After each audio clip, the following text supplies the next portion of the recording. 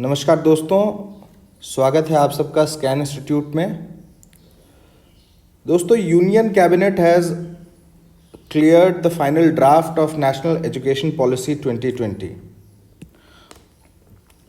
ये जो education policy है ये गवर्नमेंट अपने 6th ईयर में लेके आई है। इसके पहले इंडिपेंडेंट इंडिया में 2 और एजुकेशन पॉलिसी आ चुके हैं। पहला 1968 में और दूसरा राजीव गांधी के प्राइम मिनिस्टरशिप में 1986 में, जो फाइनली 92 में अमेंड किया गया। उसके बाद ये 2020 में नई और 3rd एजुकेशन पॉलिसी आई है। Now this education policy, this is a comprehensive document which covers the entire education system, entire education ecosystem. उसको ट्रांसफॉर्म करने की कोशिश की गई है इसमें। और इसमें जो एजुकेशन सेक्टर के जो मेन कंप्लेंट्स, जो प्रॉब्लम्स रहे हुए हैं अभी तक, उन सब को कहीं ना कहीं एड्रेस करने की कोशिश की गई है, मैक्सिमम को एड्रेस करने की कोशिश की गई है। तो हमारे एजुकेशन सेक्टर के मेन जो हर सिटीज़न को या हर जनरेशन के लोगों को जो मेन कंप्लेंट्स हमारे एजुकेशन सिस्टम से रही है वो क्या रही है। सबसे पहली बात कि हमारा एजुकेशन सिस्टम हमको जॉब रेडी नहीं करता है। बहुत सारे ऐसे लोग हैं जो हाईली एजुकेटेड हैं लेकिन फिर भी उनको जॉब्स नहीं मिलते। उनके पास प्रोडक्टिव स्किल्स नहीं होते जिनसे वो कोई मीनिंगफुल एम्प्लॉयमेंट ढूंढ पाए। तो ये एक बहुत बड़ा प्रॉब्लम था। एक और प्रॉब्लम जो रेगुलरली कहा गया है कि लॉट ऑफ इररेलेवेंट मटेरियल जो है वो कोर्स में होता है जिसका कोई एप्लीकेशन नहीं है। रोट लर्निंग पे बहुत ज़्यादा एम्फेसिस होती है और बहुत सारी चीज़ें ऐसी पढ़ाई जाती हैं जो हमारे डे टू डे लाइफ में जिसका कोई इंपॉर्टेंस नहीं रहता, हम उसको अप्लाई नहीं कर सकते। जो तीसरा और one of the most important sore points of present education system is that it is too exam centric. 10th और 12th के जो बोर्ड एग्जाम्स होते हैं, they have the capacity to make और ब्रेक अ स्टूडेंट्स लाइफ। अगर किसी भी कारण से किसी को बोर्ड एग्जाम में अच्छे नंबर नहीं आते हैं, may be he had fever, may be he could not reach the exam centre at the right time, या जो भी इशू हो, उसके कारण अगर उसको नंबर कम आते हैं तो उसको उस चीज़ से उबरने में बहुत टाइम लगता है। हमारे सोसाइटी उस बोर्ड एग्जाम का इतना ज़्यादा वैल्यू है कि it produces so much stress on the students कि लर्निंग जो है उनकी इम्पीड होती है। एक और पॉइंट, एक्सेसिव कमर्शलाइजेशन और यू कैन से करप्शन। क्योंकि हमारा जो एजुकेशन सिस्टम है, इकोसिस्टम है, उसको गवर्नमेंट जो है नॉट फॉर प्रॉफिट डिक्लेयर कर रखा है।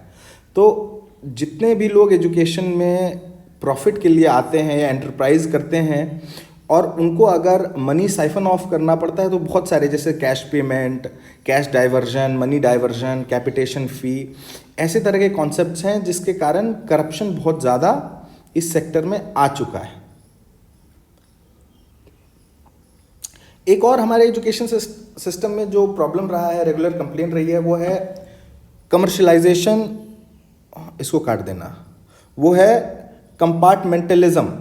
मतलब अगर आप साइंस स्टूडेंट हो तो आपको बहुत ही शुरू से जो फोकस है वो साइंस और मैथ्स पे रहता है।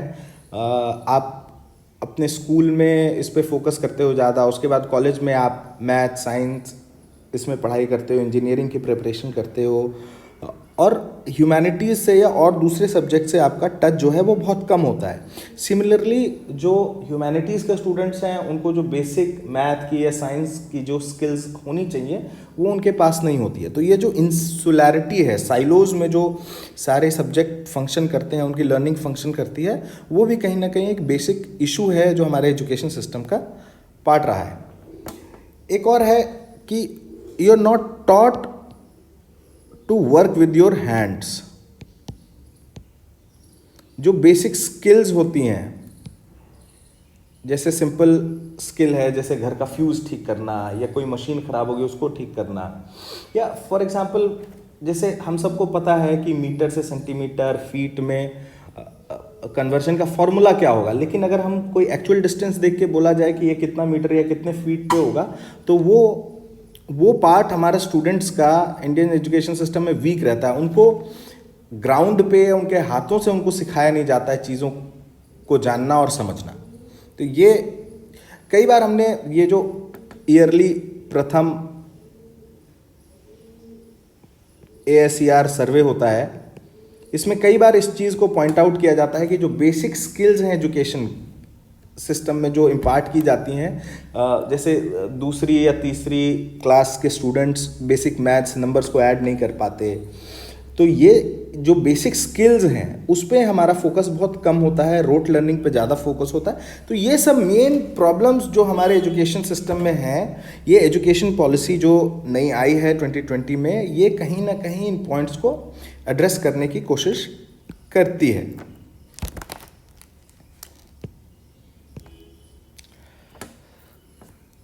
तो सबसे पहली बात है कि जो ministry of HRD human resource and development था, उसको रीनेम कर दिया गया है मिनिस्ट्री ऑफ एजुकेशन। 1986 के एजुकेशन पॉलिसी के पहले भी इस मिनिस्ट्री का नाम मिनिस्ट्री ऑफ एजुकेशन ही था। तो हमारे जो HRD मिनिस्टर होंगे वो अब एजुकेशन मिनिस्टर हो जाएंगे। तो दिस हैज़ बीन रिस्टोर्ड। जो नई एजुकेशन पॉलिसी है उसमें जो राइट टू एजुकेशन है, जो अभी currently from 5 years to 14 year guarantee की जाती है गवर्नमेंट के द्वारा, उसको भी एक्सटेंड कर दिया गया है। उसकी डाउनवर्ड लिमिट 3 रखी गई है और अपवर्ड लिमिट 18। तो कहीं ना कहीं government is ready to take the responsibility of educating its citizens from the age of 3 to 18। आप 10+2 तक का एजुकेशन गवर्नमेंट के एक्सपेंस पे क्लेम कर सकते हो। गवर्नमेंट आपको ये राइट एक्सटेंड कर रही है, लेकिन इसके लिए ज़्यादा पैसा लगेगा, ज़्यादा फंड्स की ज़रूरत है। और अभी तक हमारा GDP का 3% से थोड़ा कम गवर्नमेंट इस पे एजुकेशन पे स्पेंड कर रही थी। अभी इसको भी चेंज करके 6% तक बढ़ाने की बात कही गई है। देखते हैं कि ये फंड्स कितने टाइम में, ये जो इंक्रीज़ है 3 to 6% का, this would be a huge boost for the education system in our country, but let us see how much time government takes in doing this. और जो फीचर्स नए इस पॉलिसी के अंदर आते हैं, जैसे स्कूल में जो 10+2 का सिस्टम था, 10th का बोर्ड और 2 साल और 12th का बोर्ड, उसको चेंज कर दिया गया है। उसको 5+3+3+4। तो आप ये बोलिएगा कि ये 15 years में कन्वर्ट इसको कर दिया गया है। तो जो स्कूल सिस्टम स्टार्ट होने के पहले के 3 साल हैं उसको भी इसमें इंक्लूड किया गया है, जो फॉर्मेटिव फाउंडेशनल एजुकेशन वाले 3 years होते हैं। तो जो शुरू के 5 साल हैं उसको फाउंडेशनल एजुकेशन माना जाएगा। उसके बाद 3 प्रिपरेटरी, 3 मिडिल और 4 years of secondary schooling. Students को ज़्यादा फ्लेक्सिबिलिटी दी जाएगी, वो अपने सब्जेक्ट्स चुन सकें। इंसुलर लर्निंग को ख़त्म किया जाएगा। बोर्ड एग्ज़ाम्स भी जो हैं वो दो कर दिए जाएंगे। जो एग्ज़ाम का प्रेशर है वो कम करने के लिए, एग्ज़ाम सेंट्रिक सिस्टम को चेंज करने के लिए बोर्ड एग्ज़ाम्स को 2 बार किया जाएगा साल में। आप 1 बार एग्ज़ाम ले सकते हो, उसके बाद अगर आपको अपने स्कोर को इम्प्रूव करने की ज़रूरत महसूस होती है तो दोबारा आप एग्ज़ाम ले सकते हो। दूसरा, जो स्कूल्स का अपना इंटरनल असेसमेंट है वो उसको स्ट्रेंथन किया जाएगा। अभी तक जैसे कई स्कूल्स में तो जो टेस्ट्स होते हैं या इंटरनल एग्जामिनेशन होते हैं वो टाइम पे होते हैं, लेकिन कई ऐसे स्कूल्स हैं जो इंटरनल असेसमेंट पे ज़्यादा ध्यान नहीं देते और स्टूडेंट्स को बिल्कुल ही लास्ट एग्ज़ाम में परफॉर्म करने का प्रेशर बहुत ज़्यादा बढ़ जाता है। तो इस चीज़ को भी स्ट्रेंथन किया जाएगा, इस पर ओवरसाइट बढ़ाई जाएगी। और एक इंटरेस्टिंग चीज़ जो है वो 10 दिन साल में स्टूडेंट्स को स्कूल में बैगलेस डे दिया जाएगा, जिसमें आप कोई भी एक ऐसी चीज़ जो मैंने पहले बोली थी कि लर्निंग फ्रॉम योर हैंड्स, तो ऐसी कोई वोकेशनल स्किल, फॉर एग्जांपल आप किसी दिन जाके आप चूज़ कर सकते हो, आप कारपेंटर से, इलेक्ट्रिशियन से, गार्डनर से, बेसिक लाइफ स्किल्स जो हैं उसमें आपका एक्सपोजर बढ़ाया जाएगा. So you don't have to carry any books और bag, you just have to go there, see, do and then learn. So it will increase basic life skills in the students. अब college level पे क्या changes किए गए हैं? College level पे सबसे पहला जो ये 3 ईयर ग्रेजुएशन का मॉडल अभी तक चल रहा था उसको चेंज करके 4 ईयर अंडर ग्रेजुएट प्रोग्राम का ऑप्शन दिया जाएगा. So you can dedicate the 3 years to learning the basics of your language and then जो लास्ट ईयर है उसमें आप रिसर्च पे ध्यान दे सकते हो. तो ऐसा करने से आप जो मास्टर्स की वैल्यू है वो कम हो गई है. After completing your 4 year degree you can directly go for research और pursuing your PhD. So the 3 year degree will be there, and after that you can go and choose to study MA or masters in your subject, but उसकी importance अब कम हो जाएगी. If you are clear that you want to pursue research, then you can opt for 4 year undergraduate program, dedicate your 4th year to research and then directly go for a PhD. So that has changed. अगले 15 साल तक जो है government colleges को autonomy देगी and they will be given the power to give degrees directly without going through the university system. So उनको जैसा autonomy दिया जाएगा कि वो अपनी डिग्री खुद हैंड आउट कर सकते हैं. There is a proposal to cap the fee also, कि एग्जॉर्बिटेंटली हाई फी आप चार्ज नहीं कर सकते. There has to be some rational कि आप कितनी फ़ी चार्ज करोगे. बेसिक एजुकेशन सिस्टम जो अपना प्राइमरी एजुकेशन सिस्टम है वहाँ पे इन्होंने जो भी पेडागॉजी है उसको ट्रांसफॉर्म किया है. जो हम लोग पहले बात कर रहे थे कि ये जो पहले सिस्टम था उसमें ये 10+2 का सिस्टम था. क्लास 1 से 10 इसमें गवर्न था और 10+1 और 10+2 इसमें गवर्न था. तो अब उसको चेंज कर दिया गया है इनटू 5+3+3+4. तो ये जो पहला 5 ईयर का ब्लॉक है इसमें 3 साल आंगनवाड़ी या जो बेसिक फाउंडेशनल लर्निंग है उसमें 3 साल आंगनवाड़ी में और क्लास 1 to इसमें इंक्लूड किया गया up to the age of 8, from 3 to 8. Then you have 3 years of preparatory stage where you play, do activity based learning, interactive classroom learning. Then you go to middle stage which again comprises of 3 years. उसमें experiential learning होगा. Science maths जो basic streams हैं उसमें आपको initiate किया जाएगा. And then comes the last stage from 9 to 12th where the focus would be on imbibing critical thinking skills, introducing you into the nitty-gritties of the subject, whatever discipline you want to choose, and making it a more multidisciplinary ecosystem. So this has changed, this has been transformed.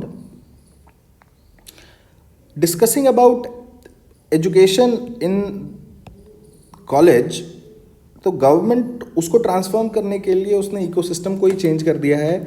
जो UGC, AICT और NAAC मतलब university grant commission, जो universities का accreditation और उसकी funding और ये सब रेगुलेट करता था, एक ओवरऑल रेगुलेटिंग बॉडी था हायर एजुकेशन के लिए. उसको फिर टेक्निकल एजुकेशन के लिए जो all India council for technical education and NAAC national assessment and accreditation council, ये जो कॉलेजेस के करिकुलम को, उनके स्टैंडर्ड्स को असेस और एक्रेडिट करता था, इन तीनों को मर्ज करके एक single body higher education commission of India बनाएगी जिसमें 3 अलग अलग वर्टिकल होंगे.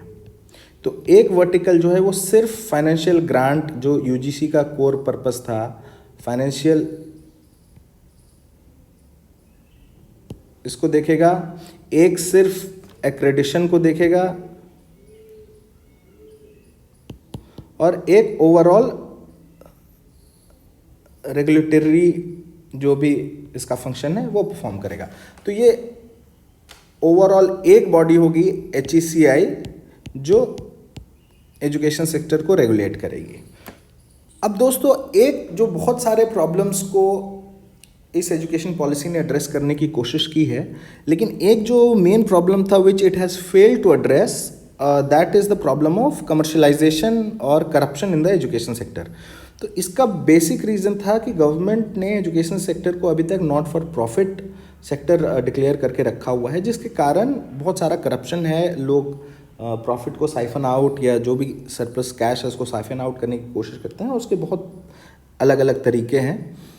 तो अभी भी इसको लिबरलाइज नहीं किया गया है, इसको फॉर प्रॉफिट सेक्टर नहीं बनाया गया है।